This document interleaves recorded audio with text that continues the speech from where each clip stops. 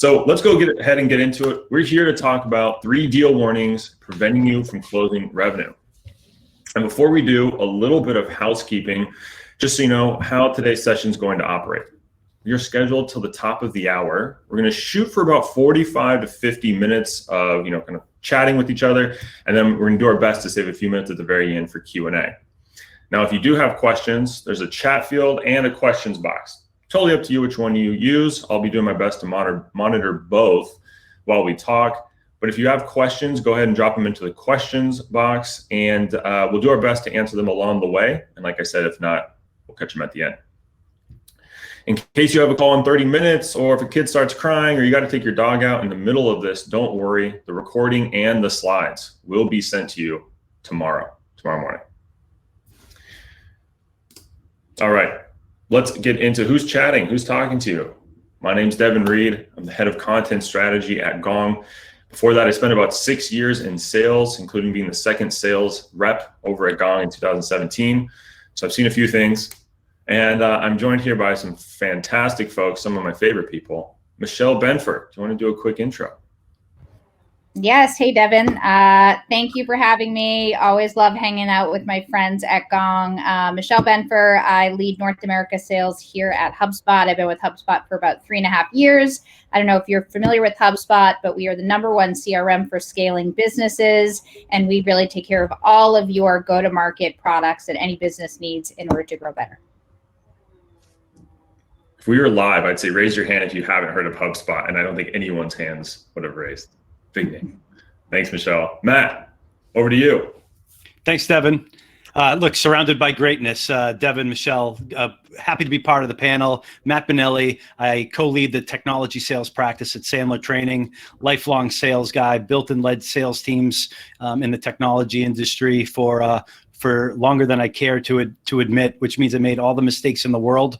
And for the last 6 years, I've been helping salespeople, sales leaders improve their skills, do more deals, bigger deals, and faster deals, which I think is what we're here to talk about. Love it. Exactly why you recruited Matt, on top of just being great. So it's quick agenda. We have a little bit of a giveaway. It's a big giveaway, depending on how you do it. I think it's actually a big giveaway. Then we're going to get into the importance of visibility in your pipeline. That's why we're here today. We're going to break down 3 deal warnings. We're going to go around the horn, talk about how you can correct it, how you can prevent them. And then we'll talk a little bit about some visibility technology. All right. Now, deal hurdles, they're everywhere. Everyone that's here today signed up because they want to close more deals. And just like Matt said, win more, win faster, any metric you like. And so here's what we're going to do. Take your favorite takeaway from today. It could be some of the Gong Labs data. It could be a takeaway, a quote from Michelle or something Matt says, and go post it on LinkedIn. After the session, sometime around end of day, we're going to go through all the posts and we're going to do a raffle. And if you want, you will get a one-on-one with Michelle, Matt, or me. Now, you don't get to pick, because I know everyone's going to pick Michelle or Matt first. I would be last, and I'm going to feel like the kid in gym class who got picked last for baseball or something. So it'll be random, but you get 30 minutes to chat with one of these pros, talk about your deal hurdles, and get some of their expertise. And reminder, make sure you tag Gong on LinkedIn so we can find your post. Otherwise, we might miss it. All right, so let's get to the why we're here today. We all know this is true. Winnable deals in sales don't always close. Deals that are sure things, that are committed, things that you have rolled up in the forecast, slip out of the month or slip out of the quarter. And competitors can steal deals. Maybe it's early, maybe it's late, and we'll talk about that. And these are kind of some of the just truths in sales, these things that we've just accepted, can't really do much about. You kind of just navigate around them. And so what we did at Gong is we wanted to figure out, hey, can we look at the data, at tons of sales interactions, and start to pull apart and understand the why these things happen. Because if we understand why they happen, then we can start to make a proactive plan, knowing the exact reason, the real hurdle, instead of maybe looking at other things and giving those credit for why deals go south. And so, first of all, it comes into visibility into the pipeline. So before we get into the data, everything we're going to talk about is you have to see what's really going on. Now, some of the questions I'm going to ask Matt and Michelle, they've been prepped for. Some of them, I might put them on the spot a little bit. Michelle, I'm going to put you on the spot a little bit. what are some of the surprising things that you've maybe found in the last year when you look into pipeline, right? So I'm thinking, maybe you like went into it and you're like, I kind of know exactly what I think is true, and then boom, something else. Or maybe you're just kind of going through some data into pipeline and you're like, wow, this is interesting. Hadn't really seen that before. Yeah, not to give a Gong plug, but there's some reality here. You guys came out with some data not too long ago. I think I spoke at one of the conferences like early 2020 here in Boston, and it was about like the number of touches and how in the uptick towards the back end of the sales process right before the closing time. Mm-hmm. One of the things I used to do with my team, I still do it today, I slice out the pipeline with active pipeline versus full pipeline. To me, active pipeline is when a deal has been actively touched in the last 7 days. We have a pretty fast sales cycle at HubSpot, so I'll slice the pipeline like that and look at it in relation to the other pipeline. And I can tell you, if I do a quick scroll through in the touches a rep has had, and they're saying they're closing a deal, and they're only talking to this prospect every 3 days, then a 5-day gap, and then a 3-day gap. Just based on that cadence, the likelihood that that deal's going to close is much lower. And so some of that data you guys had really validated what kind of my gut reaction was. And so that's something that I just feel like I put a lot more trust into now is if that deal isn't kind of popping and with that cadence being strong, those last few days that a rep is forecasting it, the likelihood to close is much lower than they might be saying. I remember that trip to Boston. It was my first one there. And I remember that presentation. Yeah, it's email velocity. Yeah. The number of email touch points back and forth. Yeah, and it's true. And it's not in today's presentation, but when we did this initial research, there are actually 5 deal warnings, and email velocity is one of them, which is exactly what you said. You can see deals cooling off or heating up as they get ready to close. Totally. That's awesome. I love that you're already doing that. Matt, you work with plenty of sales teams. You see a lot of things. What do you see in those pipelines? Well, to build on that, the word momentum came into mind, right? And sometimes you can't stop deal momentum. Even if, as a sales professional, even if you're, let's say, sleeping at the wheel a little bit or a little bit slow to respond, deals have a way of moving forward. So the prospect is trying to initiate that momentum on their end. So if they're not initiating momentum and you're not initiating momentum, things just sit there, and time kills all deals. So if you find yourself in that situation, I'd say go with your instincts. It's likely that priorities have changed, a competitor got in there, or the timing's just not right, and it might be time to proactively bring that up so that it's just not sitting there dead in the pipeline. You either want to move it forward or you want to move it out. Great point. Big fan of momentum, and there's a lot we can talk about today to keep momentum moving forward. So I've mentioned Gong Labs, and hopefully you've heard of it, but if you haven't, I'm going to give you a quick 411 on what exactly Gong Labs is and how we got the data that we're going to cover today. So Gong is a revenue intelligence platform. Really what that means is that we automatically capture all of the different sales interactions that sales teams, BDRs, CS, AMs, et cetera, have with their clients. So it's phone calls, emails, and web conferencing meetings like Zoom and WebEx. And so what we do for our clients is capture all those interactions and provide insights. What's happening, what's not, what's working, what doesn't. And there's a lot more that goes into that. I get to work with a team of data scientists at Gong. I like to joke I'm the only one without a PhD. And what we do is we anonymize this product users' interactions, and we start to glean high-level insights. And again, what's working, what's not. And our goal as a team is start to answer the unknowns in sales and to provide reality into some of the things we think are true but maybe aren't. So as we go through the 3 different reports today, I'll walk you through all of those, but just wanted to give you a quick heads up of how we operate. All right, so the first one today we have deal warning number 1 is no decision maker involved. Now, anyone that's been in sales, especially a closing role for like at least a year, you know that this is true. You've been taught this. Right? How often do we hear you have to get to the decision maker? Or if you're a sales leader, Michelle, you probably told your team, your reps, your managers, you have to get to the decision maker. So I wanted to know, how important is it really? So we looked at the data, and here's what we found. Now we looked at 2 buckets here, so I'll help break that down. Well, we have decision makers we defined as VP and above. So anyone with a VP title, C-level title, or like a managing director. And what we specifically looked at was, are they involved in the deal by actually attending a meeting or not? So if you emailed them, that wasn't enough for this report here. And what we found really validated what I think a lot of us knew, which is it's very important. You need to get decision makers involved. And specifically by putting a number to it, you're 80% less likely to close a deal if you don't have a decision maker directly involved. I don't know, Matt or Michelle, if that's one of your phones. I can hear a pinging on the, maybe it's, I'd say it's mine. I'm going to blame Matt. Thanks. No problem. So we have this, now this is the SMB side, and I'll show you the other side before I asked, Michelle, what do you think about this? But then we wanted to look a step further, right? And wondering, hey, when you're selling SMB versus enterprise, is it the exact same? It's equally important, or does that change at all? And we defined enterprise deals here as having a $100,000 contract value and at least a 90-day sales cycle.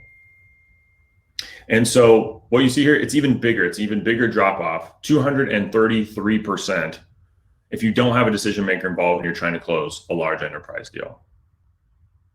So Michelle, what was your first thought when you saw this data, when I shared this with you?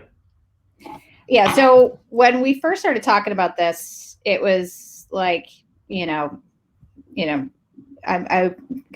trying to not to use a swear term, but obviously, right? Yeah. Like, no kidding, Sherlock. Yeah. And maybe it's just because I've been in sales now for 20 years, but of course you need the decision maker involved in the deal, but there are a lot of nuances to the decision maker. And this is one of the areas we've been talking about this week. It's super, topical right now for my team at HubSpot. There are all different types of decision makers in the buying process, especially if you're taking a look at enterprise deals, right? You have not just the key champion who really wants the tool. You have their boss who wants to make sure that everyone else in the organization's okay with it. You have some key stakeholders or the people that might be living in the tool. You have a legal team that they want to make sure that the contract lines up to what they're okay with. Besides that, you might have security and a procurement team. And so there could be a lot of decision makers. So at a minimum, you got to make sure not just that you have a decision maker, that you have the right one, but you also have to get ahead and thwart risk in the closing process and make sure there isn't kind of the shadow decision maker who can kill the deal that you just don't know about. That's really interesting too, because you mentioned you're kind of talking about there's decision makers and influencers. And I know you can get titles and roles confused, right? Someone's title could say one thing, but their role in the evaluation is something different. Do you have any how-to you can share, how you coach your team or how people on your team are, maybe it's a little tactical, but how do they, how are they sussing out who's the true decision maker and can say no versus the people that are more on the influencing side? Yeah, one of the things that we do is we say, the last evaluation you went through like this, can you walk me through, the various members of your team who are involved in the buying process? And so that's one of them. The other is we walk them through, typically here's, what we see during our deal processes. We go through legal. We might want to make sure that your security team is on board, whether it's a SOC 2 compliance or HIPAA or BAA, or if that's an area that's of concern for you. So we kind of walk them through. These are the typical stakeholders that are involved in most of our deals. And I think Gartner just recently, mentioned it's 6 to 7 buyers are typically involved in a buying process. And so we try to be very upfront and call that out ahead of time so that we don't have any surprises towards those final days of closing the deal. Gotcha. No, that makes a lot of sense. Yeah, I've seen varying numbers from 6 to 12. I think I've seen 15. I think more the better is how I always read these, right? No one's ever saying less people. Matt, what are your thoughts here? So Mark Twain had a quote. He said, "It's not what you don't know that's going to hurt you. It's what you absolutely know for sure that just ain't so." And so oftentimes someone says, "I'm the decision maker." And, I used to work for this VP who said, if a guy or a gal stands on the chair and bangs their chest and say they're the guy or the gal, they're not the guy or the gal. And what we were talking about before we got on air here is that it's not the decision maker, it's a decision-making team. Just as we sell as a team, our customers and prospects buy as a team. And one of the ways to build momentum, I think, is to not put the pressure on ourselves to find early on exactly who the decision maker is, but let's make sure that we're consistently talking to people involved in the decision-making process. And if we try to expand that, as Michelle was saying, like, it's more than one, it's more than two, whatever the number is. If we're talking to people involved in the process, eventually we're going to build some rap with someone who's going to walk us into the person who makes the ultimate decision. And the how-to maybe was, hey, who's that person that can say no and everything stops, right? Who's that person in recent deals where you wanted to get it done and they came out of the woodwork, out of the shadows at the 11th hour and scuttled it? Because I'm sure that's frustrating for you. And I know that happens with a lot of our other customers as well. So if you sense something's wrong, say it and bring it up. Yeah, I feel like the best sales reps and orgs, they find ways to reduce risk proactively.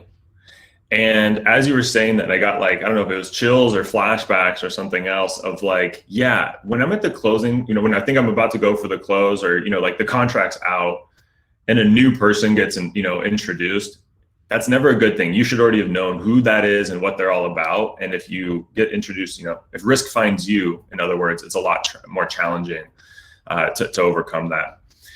Matt, you made a fan out of Alex Kirby. He's a big fan of your point that you just made. Killian had a question. He says, math, I might have missed in the beginning. I usually know what this question means. This analysis was over 9,000 sales opportunities in the B2B space. In case I missed that. Last question I have for you, Michelle, is, the whole kind of concept when we went into these deal warnings was, things get into the forecast. And that's where you really start to critique things and learn things, sometimes good, usually bad. I'm curious if you have any method for, kind of making sure the deals in your forecast, maybe in that, commit and most likely stages, do in fact have a decision maker involved. Yeah, I mean, I think we kind of hit on it. I mean, the best practice is you're getting them involved early, right? And so if you were in that most likely commit phase, if you are not working with a team, if you're working with one person, I'd be pretty worried. Of course, that's a little bit different if it is more down market. If the sales cycle length is a 3-5 day sales cycle, it's one buyer at, say, a startup. But I don't think anything should probably be an ML unless you have at least a few VP plus buyers who are in the sales process. So, I think it's one of the things we do at HubSpot is we have pretty distinct deal stages and exit criteria. You can't move a deal to a further stage, whether it's a deal stage or a forecast stage, unless you've checked the boxes on a lot of that exit criteria. And it might be identified all of the, decision makers who have to sign off on this, identified the buying process. We've already floated it through legal. So, we kind of, it's risk mitigation towards the back end of the sales process. Yeah, that's great. Yeah, that's what it's all about. Jim gave you a shout out too. I don't know if you know Jim LaPuma, if I'm saying your last name right. Yeah, Jim is a former boss of mine. Wow. Well, he's still a fan, and he bothered to show up today, so it's fantastic. I know. Jim LaPuma, he's a great guy. If he's hiring, you might want to look him up on LinkedIn. He's a good guy to work for. Jim did not pay us for this advertisement, but you think he might. No, that's great. And yeah, for the math question, if you're looking at how it could be negative 233%, it is not a close rate of negative 233%. That would be outrageous, and I would have reported that. No, it's 233% less than if you had gotten involved. So it's a decrease, not a negative. Good question. All right, reminder, if you have questions, throw them in there. Let's see what we have. I'm gonna see if anything's aligned with what we're doing here. Okay, here we go. You got someone with Matt with chest thumper. So how do you get past the chest thumper to the real decision maker without alienating the direct contact? So it's kind of like the going over the head question. The going over the head question. How do you get to power without going over someone's head and irritating them? Matt, we can't see you. I don't know if we can still hear you, if you can hear us or not. Michelle, do you want to maybe take this one? How you coach your team to navigate this scenario? If the decision maker is not giving you what you need and you feel like you got to go over their head? I think it's like you're probably, so it sounds like the chest thumper with someone who's, like, you're in deals and someone's like either telling you that they're the decision maker, and like you're talking with your team and you're like, this just doesn't add up. We know there's, everyone's got a boss, right? We need to get to that person. I think that Ivan's question is like, how do you get around that? And it's got 10 upvotes. So people are very interested. Yeah. This is, I think, where a good quid pro quo comes in. Which basically it's, listen, I'll be able to do X, Y, Z for you, which might be, extended discount, which might be, whether it's an added value that they want to add onto the contract. It might be, various number of things in the negotiation process. A quid pro quo is, I won't be able to do that with you unless I have the entire buying team of stakeholders who are going to be involved. Can we walk through who else has to sign off on this? Do you sign the contract? Do you remit payments? Who has to go through legal? Is that going to be a concern? So, you have to ask the question, and then sometimes you have to ask it a second time or a different way, especially if you're getting a straight answer. So, one of the things with my team, it's second, third level questions, asking the same question a different way, than using the quid pro quo. I love that. I love that. That was mine as well. And what it kind of boils down to is, a lot of times, reps might feel uncomfortable, right, with this, it's kind of confrontational, or it takes a high level of like, sales or business IQ to, like you said, ask those questions and ask them in the right tone and delivery to get the answers that you want. The alternative is you don't get to that person and you kind of start playing the hope game, which is a little bit later, comes in a couple days or a couple weeks.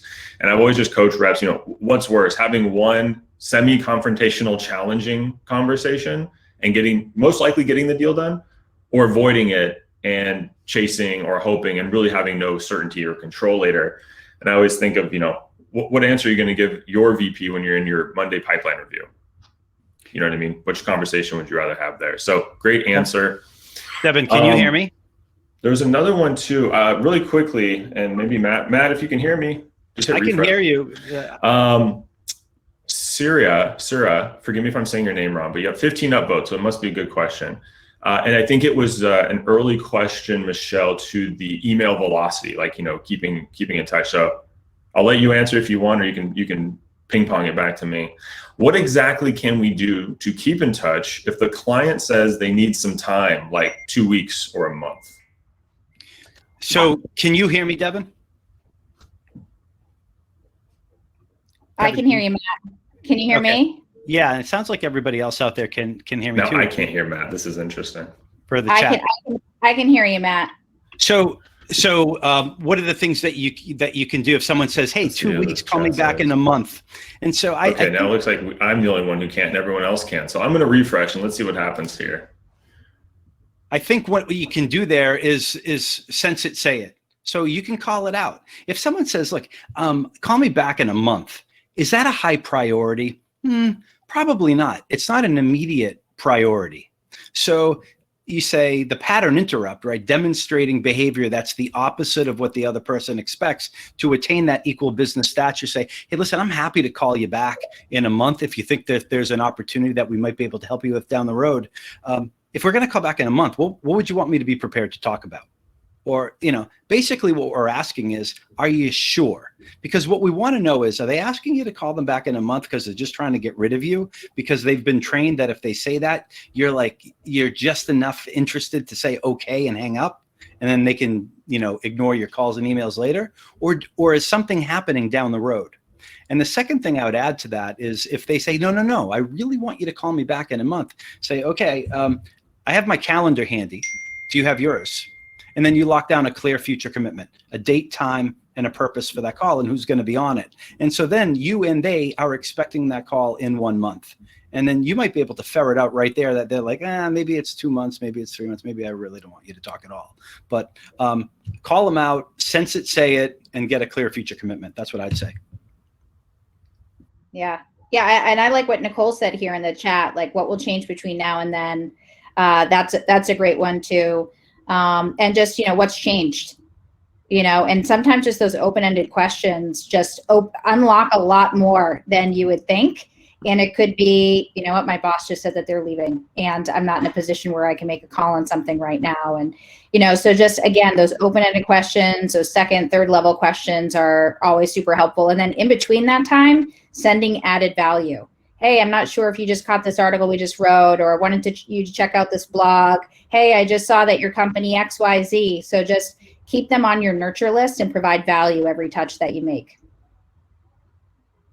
Mic check. Can you hear me? Yes.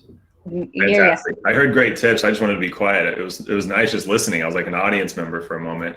Shout out to Kathleen. This has happened before where someone can hear someone, but not the other person. I always feel like the Verizon guy. Can you hear me now? So fantastic. Well, it sounds like that question got answered. So that's great. Let's go ahead and move over to the next deal warning. Let me get the screen rolling here. Deal warning number 2, and I feel like we've almost talked about this a little bit in the last couple of minutes, which is your deal isn't multi-threaded. Or in other words, it's single-threaded, which is when you're relying on one point of contact to get a deal done. Now, the multi-threading is building relationships with multiple stakeholders across the organization you're selling to. And I think a lot of what we just talked about will kind of harp on that, right? So let's look at the data and see what we found. So again, the answer we were looking for here was, how does the number of participants or points of contact from the buyer side impact win rates? And so what we found and what we did here is we isolated deals that were won and deals that were lost, and we started to analyze again what were the win rates, win rates and the number of participants. And so what was interesting is the first column is basically 1. If you round it, it's 1 point of contact. It's pretty common, right, for that first that first conversation. And then if you hold on to the red pillar, that's our closed won deals, you see that it jumps up to 3, which is 161% more engagement. And then you get over to purple, it stays 1.27. If you can see, it's a little hard, it's opaque. The purple bar hardly, if ever, gets to the second point of contact, while the closed won deals spike at 3 and then kind of keep going 2, 3, and so on. And so again, I'm with you, what you said before, Michelle. Like, I looked into this pretty confident that more is better. Again, no one's promoting or teaching less contacts when you're selling. What I was surprised by was how quickly in that second call, like that spike, right? Like that sellers are either being proactive and getting more people involved, like, using some tactics to get people involved. And 2, obviously there has to be some level of just interest, right? Or buyers aren't going to, allow you to kind of keep chatting to more people at the org. So again, I'm kind of curious what your initial thoughts are. Yeah, I mean, also not surprising here. I think this is really top of mind right now at HubSpot. And so not only is it important to get people in at the beginning of the call, or the beginning of the sales process, but then as you go through the sales process, how do you nurture the buying team effectively, right? And so that might mean, how do you nurture the influencers and the champion differently? How do you nurture the executive buyer differently? So this multi-threading, which is, how am I communicating with the team holistically and then differently? And how soon can you get multiple buyers or decision makers into the deal process? And so, Matt, I think you'd probably agree with me. It's kind of slow down to speed up. I think really being able to take your time, the early part of the deal process, and say, can you map out kind of the decision-making team, and, who's involved and what's their titles and how do you interact with them and what role would they have in this evaluation process? Typically, do you run point on this, or is it something you would like me to do? Typically on our end, I serve as like a project manager as we're going through the evaluation to take that heavy lift off of your plate. Does that work for you? And so just slowing down to understand who that buying team is going to be and how soon you can get them in the buying process, and then having a strategy for how you are going to nurture and interact with them similarly and or differently. Oh, I saw Matt go off mute. Matt, yeah, would love to hear your thoughts on this too, in terms of maybe what you coach or some of the challenges reps have, sales teams have in making this kind of a habit, right? In my experience, some people really view this as like, and I was one of them, like, this is core to my selling approach. And I think other people not so much, maybe because of lack of education or just know-how. But what do you see in the field, or what are your thoughts? Yeah, Michelle talked a lot about the what to do and the how to do it. Even before that is how's my mindset? Do I believe that I need to do that? So qualify easy, close is hard. If you qualify rigorously, it makes the close at least a little bit easier. So if you're going to fight early. And so part of that mindset is that salespeople, we have rights. We have rights. We have not only the right, but we have the obligation to, if we're going to help our customers, we have to go deeper and wider in the accounts. Think about the deals that you've closed, everybody, right? Whether you've been doing this for a year or 100 years, think about the successful deals that you've closed. How many people were involved? Were you single-threaded? Probably not. I did this, Devin, last night, just personal inventory. I just looked at last year, the deals that I was involved in that I won and lost, and the ones that I won, absolutely multi-threaded. The ones that I lost, some were multi-threaded. I still lost them, but some of them were, pretty close to single-threaded. So if you want the truth, you got to give the truth. If you want to be transparent, if you want transparency, we have to give transparency. If we want them to bring more people to the table, if we want to get deeper and wider in the account, we bring more people from our side. And that's something that the three of us were talking about, right? Mm-hmm. If we bring resources from our companies and we map those people to their similar role in the other companies, if we're bringing more people, they're more likely to bring their people as well. And it's just one way to go deeper and wider. Yeah, no, I love that. This was something that hit home for us at Gong when, and again, I was telling you folks about this, was before, when Gong first went into segmenting, so SMB, mid-market, and enterprise sales, and I do the lot for mid-market, and we noticed the divide, which were these smaller deals on the SMB side. You needed about 2 to 4-ish people, like you could easily get deals done, they're small enough. We took that playbook to mid-market and really quickly realized there's just another layer of people, both from, the evaluation standpoint to the procurement standpoint. And what I noticed too is as I was working deals, something you had mentioned, Matt, was momentum, right? How can you keep momentum going?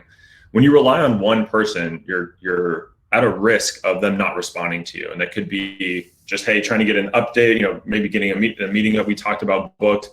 Maybe it's the last week of the quarter and you're trying to see where this deal is because you've got a contract out. When you're single-threaded, you have a lot of risk because you can only get information from that one point of contact. But when you're multi-threaded, there's multiple people that you can go to and get a response that day, because maybe Michelle's gonna, told me she was gonna sign this week. She's my buyer, but she forgot to mention she's actually going skiing with her family this weekend, so she's not gonna be here. If I don't have anyone else to call, if I can't call, Matt from her team or Jane from her team, then I'm kind of SOS, right? I'm kind of screwed there. And good. Well, Devin, on that topic, one of the things that creates a ton of stress for salespeople, for sales leaders, for teams, is that we focus on the result. We focus on the pressure to close the deal. And there's one chief revenue officer that I work with. He's in the UK, and he preaches something that I think is very tactical. But maybe it's helpful here. He preaches the concept of going 4x4 in the accounts, and they don't measure. Of course, they measure pipeline and close deals and all the other stuff that every sales team measures. But one thing that they measure maniacally every week is in their top accounts. Let's say the top 25 accounts. Do they have 4x4? And what 4x4 means to them is that they have 4 business units, and then within each business unit, they go 4 levels deep. And, look, they're calling on larger accounts. So like the 4 business units could be sales, marketing, operations, and technology. And then, C-level, executive, director, frontline user.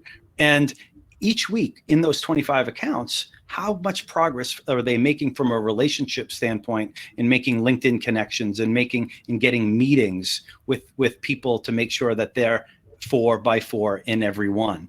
And so it starts off slow, maybe at the beginning of the year, but week by week by week, they're eating that elephant one bite at a time. And I think that's something tactical, and it shows progress that you can be proud of and take advantage of and reap the fruits of that labor, at the end of the quarter, at the end of the year. Yeah. But Matt, I'm going to steal so many of these sound bites of yours, like eating an elephant one bite at a time, and the salespeople have rights too. Like this is sales gold, just for the record. But I agree with you wholeheartedly. I think the only And I would add to that is, I think a lot of times as salespeople, we measure what we do. Right? Did we reach out to the CEO? Did we reach out to the VP? Did we do this? Instead, like kind of flipping it on its head and measuring your effectiveness with, did I get them to engage back with me? And measuring the flip side. Am I eliciting that engagement? Are they doing things behind the scenes, helping me move the deal forward? And I used to work with a manager, a great guy he's a VP now, and he would have a deal scorecard. And there were two sides of this deal scorecard. One was, what am I doing? The other side is, what are they doing? And you got extra points for everything that the buyer was doing. And so I would just say, yes, definitely work on that 4x4. I love that structure, but also what are they doing in a level of engagement? And I think, if you even take a look at the Gong data and looking at, that email velocity, that is showing the level of engagement that's happening between the rep and the buyer, and that kind of, back and forth. So anyways, just a +1 and there. Yeah, I love that. Totally never thought of it that way. That's a great way to look at it. Yeah, Michelle, I say, outbound, like if a sales rep reaching out is activity, when it's reciprocated, that's when it becomes engagement. And that's what, when we're in pipeline reviews, how often, it's like, you think it's going to come in or not? And you're like, yeah, I think so. And it's like, well, how engaged are they? And then a lot of times the answer is, well, I've reached out to this person, I've reached out to that person. But if they haven't reciprocated and responded and engaged, then it's not as meaningful. There's some good questions in here, and I'm keeping my eye on the time, so maybe we can ask as we go along here. Andrew would love a good tactic for getting more stakeholders involved. Just a little help on the how. I have it's so tactical, but it's worked really well. I'll start and give our speakers a time for a quick hit here. Whenever I would go from this first call to the second call, a lot of time there's a temptation to ask, who else is involved in this decision, right? Which is what you want to know, is who else do I need to be talking to? But that comes across as very seller focused. And so what I would ask instead is, hey, Michelle, who would feel left out on your team if they missed the demo? Oh, you know what? I got Jane. She's really into technology. And Matt is, he definitely needs to see this. And so it just reframing that question. And again, I know it seems very tactical, but it works really, really well because their guard is lower. They don't feel like you're trying to infiltrate. You feel like you're trying to help. I like that. That's a great nugget.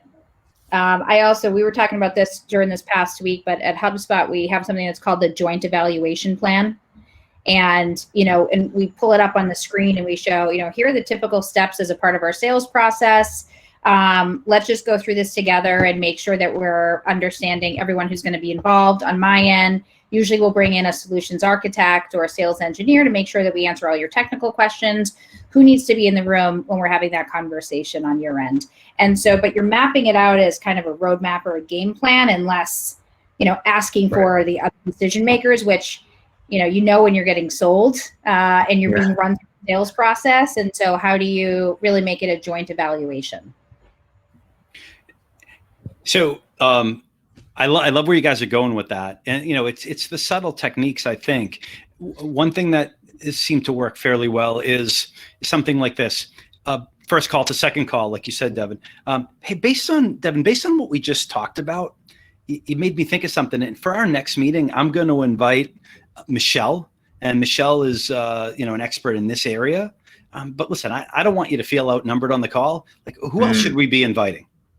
Like, you got to put whatever your personality is, you got to put a little bit of oomph into it, kind of make a little light of it. Like, the sales team's always, you're going to roll in the bus.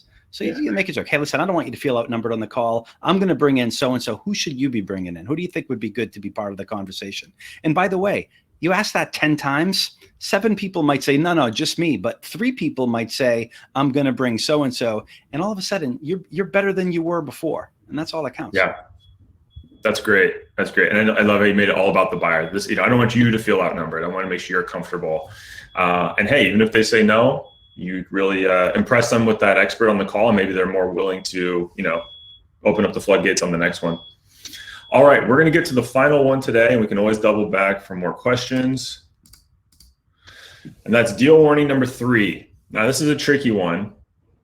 And I have to separate objectiveness and subjectiveness because I'm very competitive.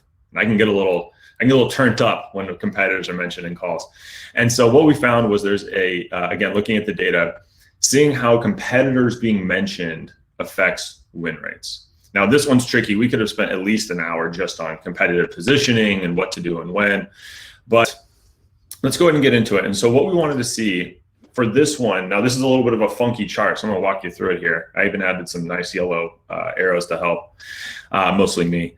And it's to see when a competitor is mentioned in your deal, so across the sales cycle, how does that impact win rates? Now, this is just objective data. So what we saw was that win rates on the red are higher when it was mentioned early in a sales cycle versus when you get to about mid-range and beyond. Is if that's when a competitor is first being mentioned to you, win rates drop. Now, I asked Michelle the last two times what your initial thought is when you saw this. Matt, what was your first thought when you saw this? Was it surprising, or did you like, yeah, maybe you knew it all too? You're kind of a guru. Well, that's not the case. But I think it was like the first one. It's like no kidding, right? It makes all the sense in the world. But and I saw some of the stuff in the chat. It's like, yeah, no kidding. So what? Like, what are we going to do about it? You know, we live this insanity. We get burned by the same stuff all the time, and we just keep coming back and get punched in the face. So I think the part of the mindset that's helped me certainly is the mindset of deals don't fall apart at the end. That's just when we're notified. The competition doesn't show up on the last day of the month or the last day of the quarter. They've been in there for a long time. In fact, they might be the incumbent. So whatever you're selling, maybe you know who your top competitors are, right? So I'm going to assume everyone knows who their top competitors are. And when I ask salespeople around the globe and I say, hey, what percentage of your deals are competitive? Like everyone says, like almost all of them, right? So the assumption is there are competitors. So if you compete against X and Y all the time, right, assume they're in there. And so say to your champion, say to your point of contact, hey, I know you're probably looking at X and Y. What do you love about them that would make you go with them? Instead of saying, what don't you like about them? The pattern interrupt is, what do you love about them? Why wouldn't you just go with them? Especially since most people, Devin, say their biggest competitor is do nothing, and do nothing often means stay with an incumbent. Right. And so, well, hey, listen, nobody likes change, right? Michelle, what your team is selling requires a lot of change if you're unseating, one of your competitors. So an example would be, like, listen, nobody likes change. What we're talking about takes a lot of time to evaluate, right? I know that nothing's perfect, but your business seems to be going fine. Why wouldn't you just wait 6 months, hold on to your capital, save yourself some headaches until you really need to do something, and then shut up and see how they respond, right? Because at the end of the day, you can't convince someone to do anything. They need to know, they need to want it. And I think that salespeople has rights mantra gets people to say, no, here's why we need to do something now. The mindset is we should get the prospect to convince us that it's worth our time and our team's time. So, that's one. And the other one that I was thinking about the competitor, and I know a lot of people hear this, they go through this huge evaluation and they come back and they say, Devin, we really want to go with you, but your competitor is offering the same thing for 30% less. And then what do we usually do? We get scared. We get pressure. We've been working on this deal for a while. So sometimes we might discount when we don't need to. What if we said instead, hey, listen, wow. If our competitor, they're very noble. They do a great job. If they're offering the exact same solution for 30% less, why wouldn't you just go with them? I would. I mean, we want your business, but how can you say no to that?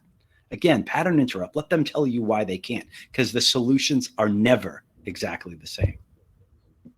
That's a great point, Matt. I like the entire time was not what you don't like, but trying to surface, or not asking it in a direct way, but asking it in a way where they naturally surface.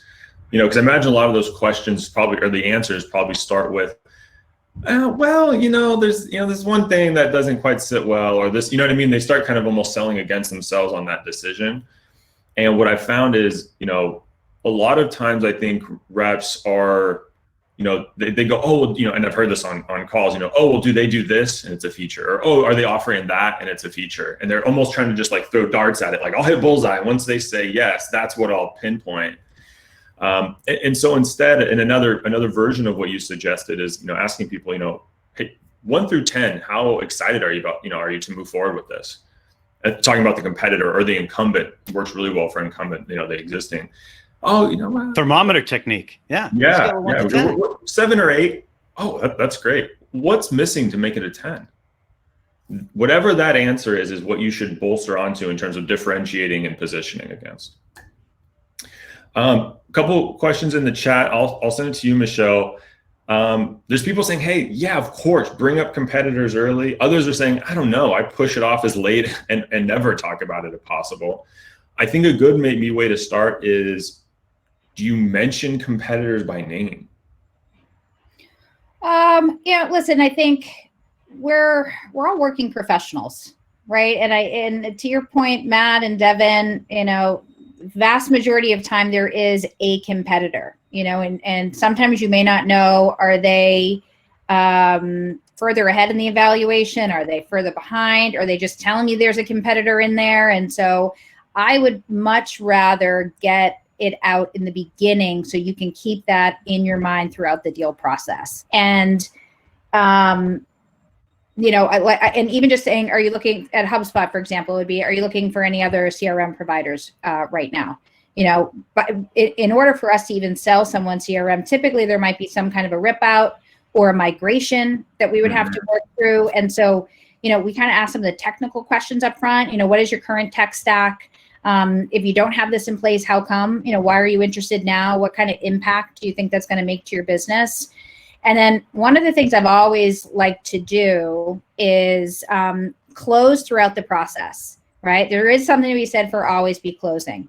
And so after you give, your first discovery call and you've kind of started to build in your pitch, what do you like that you heard today? What are some of the areas of concern or open items that I can potentially address? Are there any other areas that you've learned from the competitors that you've been talking to that address your needs potentially better than we do? And so just like being open and transparent and trying to get it out on the table early, I think really helps. And then you're always kind of selling against that objection throughout, and how to strengthen your pitch. So I'd much rather have that as early as possible, and then also uncover. I'm always asking them to sell me back. What do you like about what I shared today? And every call, what do you like about what I shared today? And you have them tell you what's great about your own products. And then also, what are some of the gaps that you might be seeing? So I think that kind of helps mitigate that risk. And, the competitors will come out. You don't necessarily have to come out and say, I'm sure you're probably talking to so-and-so. But, do it. Sales is the art of the conversation, married with data. Yeah. So the more you can navigate that conversation well early on, the better. I love it. You got a fan. John Harrison started with totally agree, Michelle. Trial close early. And then, ooh, I like that. Ask him to sell you on the solution. So another one to the Michelle Benford fan club. Well, that's it for this one, I believe. Yep. So promised a little bit of technology. Now, HubSpot, as Michelle mentioned, uses this data, as she just mentioned, to help with the art of the conversation. People ask me, is sales an art or a science? Today, it's both. And so what we can do is, if you're interested, this is exactly what Revenue Intelligence and Gong was built for. And you can see if these 3 deal warnings pop up for you and your sales teams, or if there's other ones, because these are only 3 of the 5 that we found. And so what happens is you can see it immediately in your pipeline. It automatically tracks it. Hey, you're missing activity. Hey, you're missing a decision maker. You're single threaded for 2 weeks. You might want to jump on that. And so if you're interested, jump over to the poll. If you want to chat with us, there's no pressure. You can say yes, you can say no, you can say not right now, thanks, or you can say nothing at all. It's really your choice. So jump over to the poll. It's right next to the questions option. And of course, you can jump over to Gong.io/demo if you want to chat with us directly. Now, we do have 8 minutes. I'm a little proud of myself. Technical issues aside, we got 8 minutes for Q&A. I'm very excited for this. So feel free to throw them into the chat or questions. I'm going to double back now, and we'll see if we can answer a couple of them.